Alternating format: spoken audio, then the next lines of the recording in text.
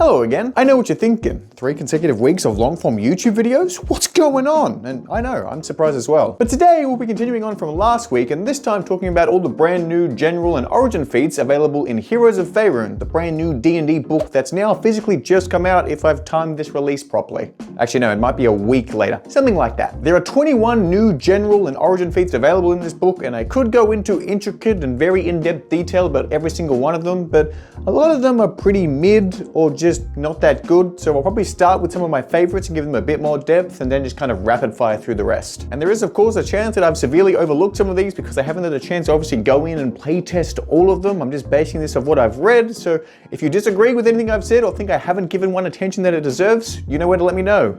In the comments. Also, as a mini caveat before we fully dive in, heroic inspiration is mentioned a lot throughout these feats, and just to give you a bit of a reminder, heroic inspiration lets you re-roll any dice. It doesn't just have to be your D20 like skill checks. It can be your damage dice, saving throws, inspiration, anything at all. So without further ado, let's dive into things. Starting with Purple Dragon Rook, which is a brand new Origin feat. And I'm not sure how to put this any other way, I think it's awesome. To start with, it gives you proficiency in insight, performance, or persuasion. But Rallying Cry is absolutely the best part of this feat. Essentially, whenever you roll for initiative and aren't incapacitated, you can give any number of allies within 30 feet of you heroic inspiration equal to your proficiency modifier. It's essentially a much better version of the Musician feat because of the added skill proficiency. Spellfire Spark is another Origin feat that I think will become a bit of a must-have for lower level campaign spellcasters. With it, you gain Magic Absorption, which allows you to reduce the incoming damage of any spell or magical effect by 1d4, as long as you aren't incapacitated. Also, that language is going to keep coming up. They love mentioning incapacitation in this book. And you can do this every single round. You can reduce the damage by 1d4, which for our squishy wizard boys is such a big win. It unfortunately doesn't scale the higher level you get, but I think that's what kind of makes it balanced. Otherwise, it'd be like a no-brainer. You have to take this feat. In addition to this, you get Spellfire Flame, which is essentially a bonus action Sacred Flame that uses your Intelligence, Charisma, or Wisdom modifier as your casting modifier. And you can cast this as many times equal to your proficiency bonus between long rests. So for any potential spellcasters out there who have nothing to do on their bonus actions,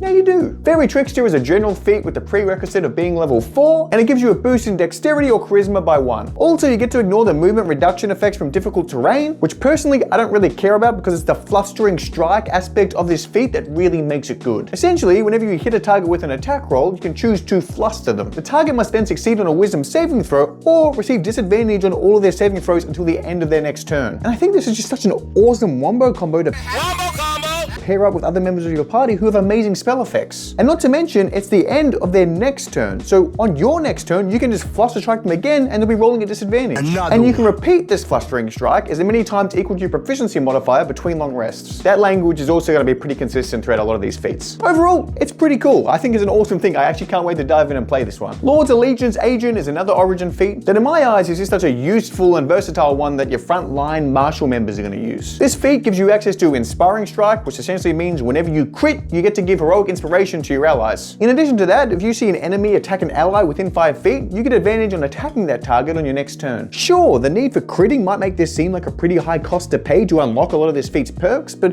when you're playing as a martial character, you just have so much more opportunities for multiple attacks or attacking recklessly. Like, you're gonna crit more than you think. Like, the second half alone of this feat is gonna double your chances of rolling a nat 20. I don't actually think that's how odds work. You just get to roll another d20. I'm not a math person, let's not get into that. Cold Caster is a general feat that I am also incredibly excited to jump in and play around with. First, it gives you a boost in your choice of Intelligence, Wisdom, or Charisma by 1. And you also get access to the Ray of Frost cantrip or another wizard cantrip of your choosing if you already know Ray of Frost. And you also get access to Frostbite, which reduces a target saving throw by 1d4 when you deal cold damage to it. I just get really excited about this one when I think about the new Winter Ranger subclass because it already deals a lot of frost damage, so just nerfing your opponents is always a good thing. So 3 big booms for this. No, that's the most boomer thing I could say possible. We're not doing that. Also, I just think there's a lot of value in being able to pick another wizard cantrip that isn't Ray of Frost if you already know it. Like, it doesn't even have to be one that deals cold damage. You could have Mage Hand or Friends if you want a bad spell. All the big Friends spell lovers are going to be in the comments like, what is a 6 spell? We get to get people angry at us and get to succeed on 1 charisma check. Dragon's Guard is a general feat with the prerequisite of being level 4 and also having a Cult of the Dragon initiative feat. So we should probably talk about that one first. Cult of the Dragon initiative is an Origin feat with the following benefits. You can Speak Draconic. You can take the magic action to attempt to instill terror to a creature within 30 feet of you, and on a failed wisdom save, they receive the Frightened condition. And if you are the cause of a creature's Frightened condition, you receive a heroic inspiration. Now that we've covered all that off, back to the Dragon Scarred feat. With this feat, you get to increase your constitution or charisma by 1. You also get to pick a poison resistance of your choosing, ranging from acid, poison, fire, cold, and lightning. And now as a bonus action, utilizing the feature from Cult of the Dragon Initiate, you can attempt to instill terror in creatures within 30 feet of you. Obviously, this one has its prerequisites, but all in all, with both of them combined, it is incredibly useful, and I can see a lot of different builds based around this. Zhentarim Tactics is a general feat that I'm absolutely overvaluing, I think. It also has the prerequisite of level 4 and the Zhentarim Ruffian feat, which I now too will explain. Zhentarim Ruffian is an origin feat that allows you to do the following. Whenever you roll damage for an opportunity attack, you get to roll 2 dice and just choose whichever outcome you prefer. And when rolling for initiative, if you have a heroic inspiration, you can expend that to give all of your allies advantage on their own initiative rolls, which I guess is cool, but I don't really know who cares that much about the initiative order. Overall, it's not that bad of a feat. I just wish it wasn't a prerequisite for Zhentarim Tactics. So, for Zhentarim Tactics, you get to choose for a +1 to dexterity or charisma. Also, whenever a creature makes a melee attack against you within 5 feet, you get to immediately make an opportunity attack, which is just so much potential damage output for martial characters. Also, between long rests, you get to choose a skill that you're proficient in and gain expertise in it. You literally have interchangeable expertise, and that's just incredible. I wanted to give this one extra attention because I think it's fun. Let me preface, I don't think it's good at all, but it's incredibly chaotic, and chaotic can be fun. Mythal Touched is another general feat with a level 4 prerequisite. And guess what? You get another ability score increase. Big surprise. That's not a fault of this feat, it goes without saying at this point. You'll get an ability score increase of 1 to either intelligence, wisdom, or charisma. But the fun part is Mythal Ward. If a spell attack hits you or you fail a saving throw on a magical effect, as a reaction, you can opt to roll on the Mythal Touched magic table. And it's an absolute doozy. On a roll of a 1 or 2, you and another creature within 15 feet have to make a dexterity saving throw and then take 1d8 force damage times the level of the casted spell on you that you're doing this as a reaction of, and take that much force damage, or half as much on a successful save. Just to reiterate, if you do this in response to a 9th level spell getting cast on you, and you roll a 1, you're taking 9d8 additional damage. Now that's a lot of damage! I think this one's just funny. On a roll of a 3 to 7, you and the caster of the spell that targeted you now have a telepathic link for an hour, so you can get into the mind of the person who's trying to kill you. On a roll of an 8 to 10, in a 15-foot radius and 60-foot high cylinder centered on you, gravity is reversed for a minute. On a roll of 11 to 13, you and the person who targeted you with the spell or magical effect have to make a constitution saving throw, and on a fail, you become stunned. So not only can you get hit by the magical effect, you can stun yourself as well. On a roll from a 14 to a 17, you get +2 to your AC for a minute, and if that causes the initial spell that targeted you to miss, it misses. On a roll of an 18 to a 19, any non-magical flammable object within 10 feet of you that isn't being worn or carried bursts into flames and takes 1d4 fire damage. You are going to burn the tavern down. And finally, on a roll of a 20, the spell dissipates, so you essentially counterspell it. So we can stun ourselves, nuke ourselves, reverse gravity, or counterspell. And I like those odds. Never tell me the odds. I just think this would be a really fun thing to take with the wild magic build, because it just adds to the chaos. Who doesn't love a bit of chaos at their D&D table? As I mentioned in last week's video, I always think it's a good idea to have more things to throw at your players to offer them a more enriched and enjoyable tabletop experience. And while we're on the subject of new and exciting things to throw at your players, if you love exploring dark atmospheric worlds, you want to check out Run from the Dark, a brand new folk horror role-playing game that's live on Kickstarter right now. In Run from the Dark, you play as walkers, brave souls venturing out into the night where the darkness itself wants you dead. Armed with only your lights and wits, you'll forge connections between isolated towns, uncover ancient horrors, and try to survive the things that call the dark home. And this game comes from the creator of the award-winning Forbidden Psalm and other Morkborg hits. And it's jam-packed with over 40 monsters, 8 playable classes, and a unique narrative character creation system that combines the gloom and humor of classic folk horror. So if any of that sounds up your alley, you can support the Kickstarter right now to get a custom edition of the book with a world map sleeve, custom staglet plushies, and more. So what are you waiting for? Click on the link in my description. Now, as I open with, there's a lot of feats in this book that are mid to pretty bad, so I'm going to rapid fire through some of them now, some of which could be good. I just haven't had enough time to understand the complexity of them, and then there's other ones which I just think are objectively pretty shit. But of course I will explain what each of them do, they just won't get as much detail. You know, they probably will, I don't know. Let's just see what happens. Street Justice was a feat that was on the fringe of being included in my favorites, but you know, I'll just talk about it in length as well. It's a general feat with the prerequisite of being level 4 that increases your dex or strength score by 1. This feat is entirely focused around strength grappling builds, which is probably why I didn't veer towards it, because it's not something I necessarily play as. But that doesn't mean it isn't good, it is very cool. With it, you get access to the following. Headlock, which gives allies advantage on attacking a creature that is being grappled by you. And honestly, I kind of thought this was how grapple rules worked and is how I've always ruled it. So when I read this, I was like, this is just the rule. And then I had to go, so I've learned something today.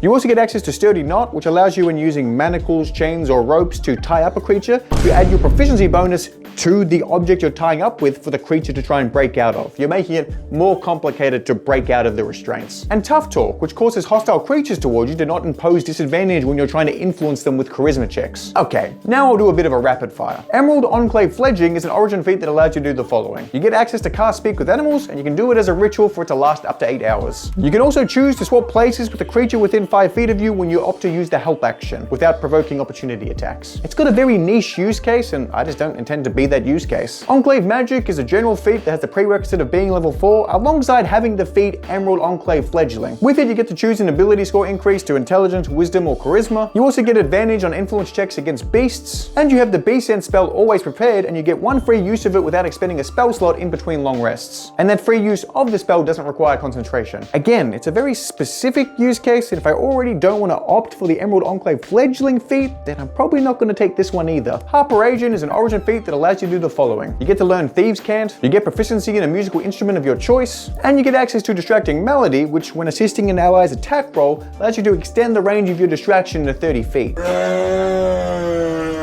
Rather than the standard 5 feet. I just feel this one's a bit optimistic because I don't know any kind of builds that care all that much about taking the help action on their turn, and I don't think this necessarily makes it more interesting to use the help action, so it's fine, I guess. Harper Teamwork then builds off this origin feat, requiring it and being level 4 as a prerequisite, and it gives you the following. Ability score increases to Dexterity or Charisma, the ability for your help action to impose disadvantage on a target's first next saving throw. I keep gesturing over here like this is my wall of things to throw to. And if you're suffering from the frightened or paralyzed condition, you can end it for yourself, and if you do so, also end the effect for an ally within 30 feet of you. Again, it's just very, very, very situationally dependent, and I think there's just better options out there. Like if you want the ability of affecting saving throws, Fairy Trickster is a much better feat to take. Tyro of the Gauntlet is an origin feat that does the following. It gives the next attack roll against you disadvantage when you take the ready action, and I don't know many people who take the ready action. Also, if an ally within 5 feet of you is subjected to an effect that pushes or pulls them, you can prevent that effect from happening. But the wording is very odd and weird because it says,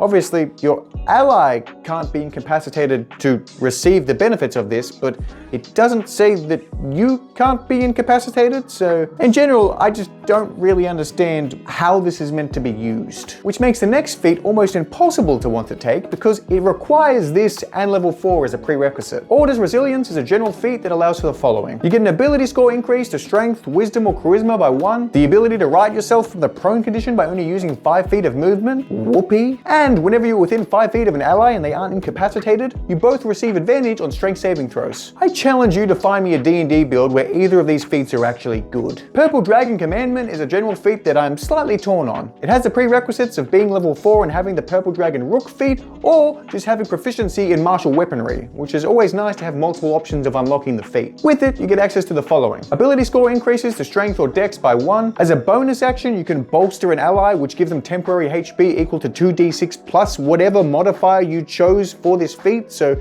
it's plus Strength or plus Dex. And you get advantage on attack rolls when bloodied, which is a reminder the bloodied condition is when you are lower than half of your total hit points. I didn't hear no bells. Look, the only downside I have at all with this feat is you need to be closer to death to be able to benefit from half of it. Like, I don't want to be close to death, I'm barely clinging on as it is. That was unnecessarily sad. It's not bad, it's just fine. In a similar vein, although I love the origin feat of Spellfire Spark, Spellfire Adept is less cool. It of course requires level 4 and Spellfire Spark, or alternatively, spellcasting or the Pack Magic feature. Ability score increases to Wisdom, Intelligence, or Charisma by 1. The ability once per turn when dealing radiant damage to expend up to 2 hit dice and add that total numbered rolled from those hit dice to the damage dealt. And whenever making a radiant damage roll, you can ignore the resistances imposed by the creature you're targeting. You know what? Maybe I'm being way too harsh on this feature because I've entirely forgot about Paladins. Because if you're a Paladin with Divine Smite and your hit dice is D10, that is a lot of bonus radiant damage. You know what? I do like this. This is actually awesome. I'm glad we've established that. Genie Magic is a feat that sucks. I just think it sucks. Look,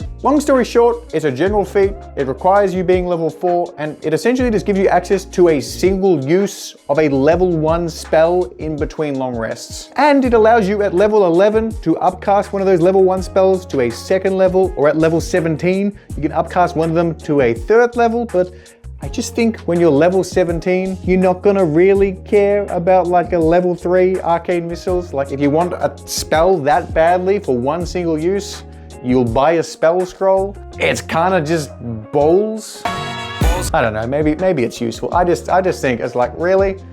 One level 1 spell? I don't know. Lordly Resolve, built on top of the Lord's Allegiance Agent feat, requiring it and being level 4 as a prerequisite. And with it, you get access to the following: an ability score increase to Strength or Charisma by 1, and the ability, as a bonus action, to choose 3 creatures within 60 feet whose speed isn't 0 and end their prone condition. Who cares? There is a better half of this that obviously isn't it. You also get to bolster these allies, meaning that if they aren't already, they can't be frightened or charmed for the next minute. And if they are frightened or charmed, they get advantage on the next saving throw to try and end the effect. It's not really awful, it's just some of these are so situationally dependent that aren't going to get that much use. Like, you need to be able to interchange these for like a once-off fight. Cool way of introducing these is kind of like boons. Like, here you go, you get this thing for a week for this big boss fight that you're gonna need, and then you'll never use it again. And there you go, that's the new feats, baby! I can't remember the last time I spent so long reading new things in a D&D book, which I guess is a fun thing. I like that there's so much new stuff in this book. We haven't even talked about the new subclasses, which I don't think I necessarily need to do because they haven't changed that drastically since the Unearthed Arcana, so I'll decide on that at a later date. It feels like out of everything I've touched on here, specifically for feats, there's at least like maybe not a 50% hit rate, but like a 40%, which is pretty good. That's a lot of really good new optional feats. And I think there's plenty that, like, they might not be perfect, but you can definitely build around. Like, I definitely want to make a cold damage dealing build. That feels really fun. Now, I've been talking nonstop for what feels like 3.5 days, so I'm gonna have a Red Bull, get some water in me, hydrate myself, and then go sleep for 36 hours. Bye, DM.